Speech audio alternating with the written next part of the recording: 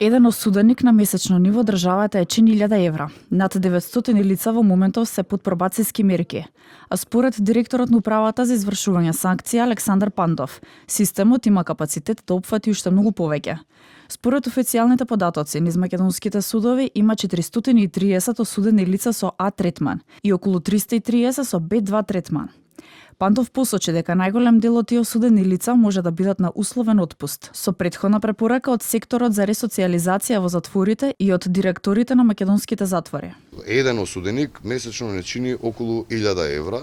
Тврдам одговорно дека немал повторно ќе речам од овие 750 луѓе, нас како општество не чувствуваат дека одат таму како во хотели се однесуваат, ги раниме, ги чуваме, зимаат човечки ресурси, дали луѓето од ресоциализација се ангажирани околу нив, дали затворската полиција. Според председателот на Судски совет Александар Камбовски, институционална соработка и доверба исклучително важна.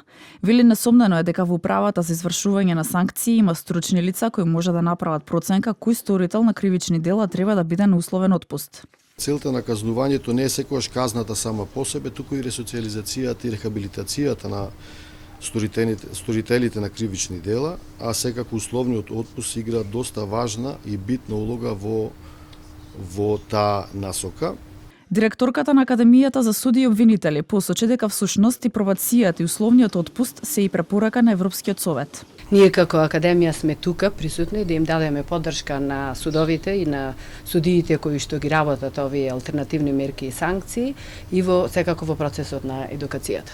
Денеска на работниот состанок на тема пробација и условен отпуст, кој се одржа во Академијата за суди и јавни обвинители Павел Шатев, присуствува и председатели на кривични оддели од апелационите судови, од основните судови и суди кои работат на условен отпуст.